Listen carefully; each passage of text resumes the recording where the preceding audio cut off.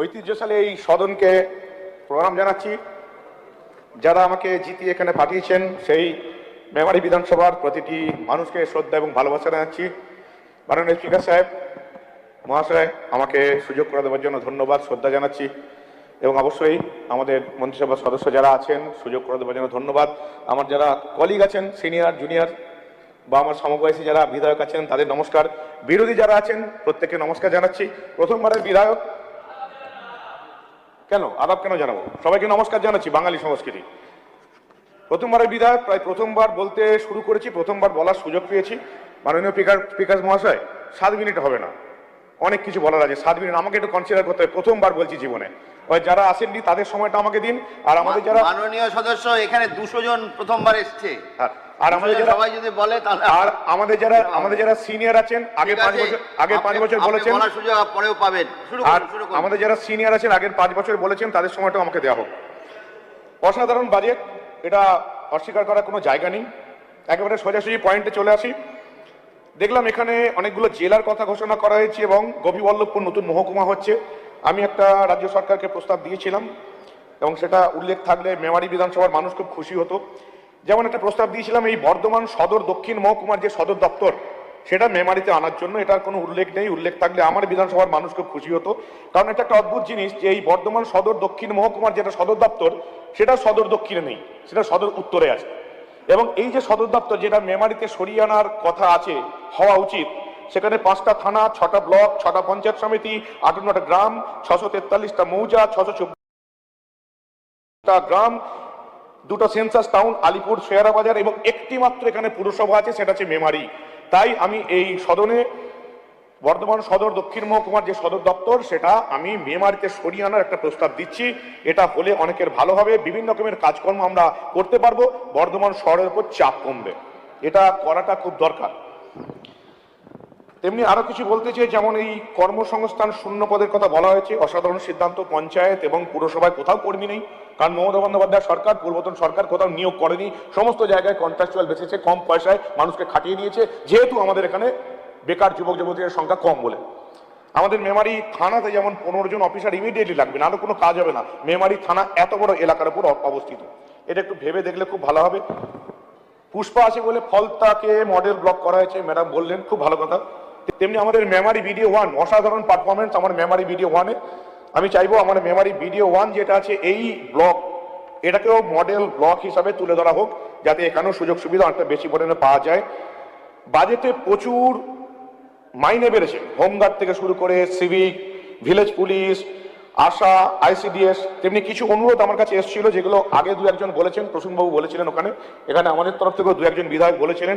এই যেমন state aided college teacher, যেটা স্যাক বলা হয়েছে, এদের, তারপর যেমন কন্ট্রাকচুয়াল প্রফেসর যারা আছেন, উচ্চ মাধ্যমিক বৃত্তিমূলক ভোকেশনাল চুক্তির ভিত্তিতে টিচার যারা আছেন, এদের মাইনে বাড়লে অনুরোধ করবো, এটা খুব ভালো হবে।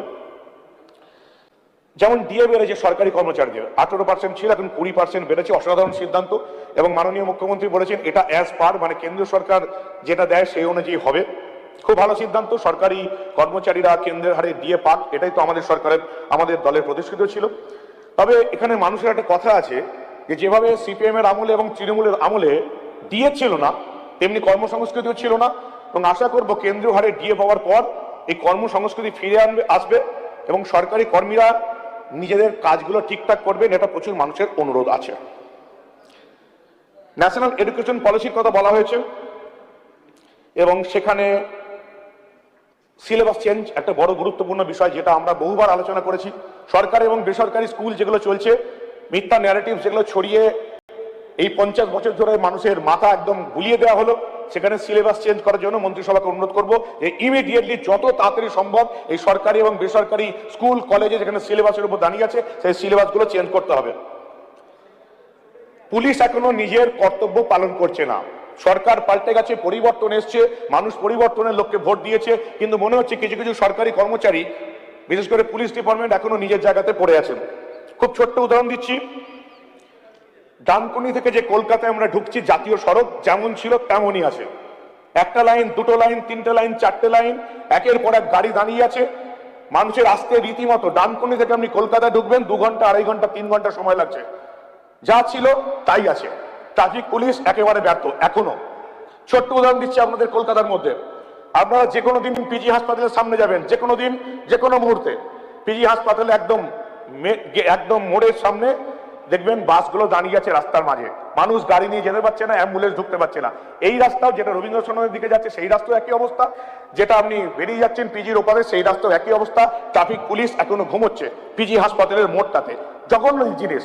সরকার পরিবর্তন হয়েছে কিন্তু কিছু কিছু পুলিশের মানসিকতা, বিশেষ করে কলকাতার ট্রাফিকের মানসিকতা, মনে হচ্ছে এখনো সবাই মানসিকতার পরিবর্তন হয়নি। এগুলোকে খুব তাড়াতাড়ি চেঞ্জ করতে হবে।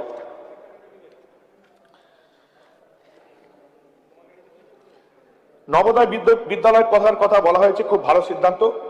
এবং গত 7 বছরে আমাদের লড়াইয়ের পর কিছু মানুষ এখানে গুরুকুল খুলতে চান। আমি আমার সরকারকে বলবো যে এই গুরুকুল যারা খুলতে চাইছেন প্রত্যেকটা বিধানসভায় একটা করে গুরুকুল হোক, পুরনো আমলের গুরুকুল ফিরে আসুক। এটা আমি আমার সরকারকে এটা ভাবতে অনুরোধ করবো, তাদের যেন জমি এবং অন্যান্য সুযোগ সুবিধা দেওয়া হয়। যাদবপুর বিশ্ববিদ্যালয়ের কথা বলা হয়েছে। যাদবপুর বিশ্ববিদ্যালয় ভারতবর্ষের অন্যতম সেরা একটা বিশ্ববিদ্যালয়, খুব ভালো জিনিস। কিন্তু সেই সঙ্গে বর্ধমান বিশ্ববিদ্যালয় এবং বিশেষ করে আমি যেহেতু মেমারি বিধানসভা থেকে এসেছি, মেমারি কলেজের বিষয়ে একটু ভাবনা চিন্তা আমাদেরকে করতে হবে। যেমন রাজ্যে একটি নতুন স্পোর্টস ইউনিভার্সিটি হবে, এই প্রস্তাব আমি সরকারকে দিয়েছি। বাজেটে উল্লেখ থাকলে মেমারি বিধানসভার মানুষের খুব ভালো লাগতো। মেমারিতে একটি সুইমিং পুল এবং একটি ইনডোর স্টেডিয়াম খুব দরকার। একটা সময় মেমারি থেকে কলকাতার ফুটবল মাঠে প্রচুর ফুটবলার উঠে আসতেন। মেমারি একটা খেলাধুলার জায়গা, সেখানে যদি একটু খেলাধুলার জোর দেওয়া হয়, আমার বিধানসভা থেকে প্রচুর ভালো স্পোর্টস পাচ্ছেন, অচিরে পশ্চিমবঙ্গ এবং ভারতবর্ষ পাবে। আয়ুষ্মান ভারত প্রকল্প শুরু করা হয়েছে এবং এখানে বলা হয়েছে আশাকর্মী এবং আইসিডিএস এরা পাবেন যারা কাজ করছেন। সেই সঙ্গে প্রবীণ আমাদের যারা গরিব সাংবাদিক যারা আছেন তাদের একটা মাভৈ প্রকল্প ছিল, এখন কি অবস্থা আছে জানি না, আদৌ টাকা কেউ পান কিনা সাংবাদিকরা তাও জানি না। এখানে যদি গরিব সাংবাদিকদের এই আয়ুষ্মান ভারতে সবাইকে অটোমেটিক্যালি অন্তর্ভুক্ত করা হয় যারা গরিব সাংবাদিক, আমার মনে হয় খুব ভালো হবে। এবং সেই সঙ্গে সাংবাদিকদের কথা উল্টো আরেকটা জিনিস বলি, ডিজিটাল মিডিয়া যারা এই সরকার পরিবর্তনে এই চোর দুর্নীতিবাজ সরকারটাকে ফেলতে সবচেয়ে বড় ভূমিকা নিয়েছিল, তারা কিন্তু এখনো সেই নিজেদের সম্মানটা ফিরে পাননি। তারা কিন্তু বিধানসভার বাইরে দাঁড়িয়ে থাকেন, কারণ তাদের অ্যাক্রিডিটেশন কার্ড হয়নি। তারা নবান্নও ঢুকতে পারেন না, তারা বিধানসভার মধ্যেও ঢুকতে পারেন না।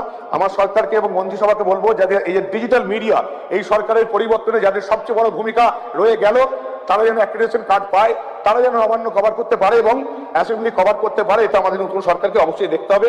আরেকটা জিনিস আছে, এই যে পিএম কিষাণ যেটা শুরু হয়েছে, 2019 সালের পর্চা দেখা হচ্ছে, এটা প্রত্যেক মানুষ চান। এই 2019 সালের পর্চা, এই বিষয়টা যত তাড়াতাড়ি উঠে যায় তত তাড়াতাড়ি ভালো। সারের ব্যবহার জাতীয় গড়ের থেকে অনেক বেশি, 30 পাতায় বলা হয়েছে। এখানে একটা অভিযোগ আছে, যে কোম্পানিগুলো এই ফার্টিলাইজার বা সার দিচ্ছে তারা এই সারের সঙ্গে আরো অনেক কিছু জুড়ে দিচ্ছে, ফলে সার যারা মাননীয় মানব, আপনার সময় শেষ হয়ে গেছে, প্লিজ। স্যার এক মিনিট নেবো, 1 মিনিট। এই ধানের সহায়ক মূল্য বলা হয়েছে 3100 টাকা বাড়ানো হলো।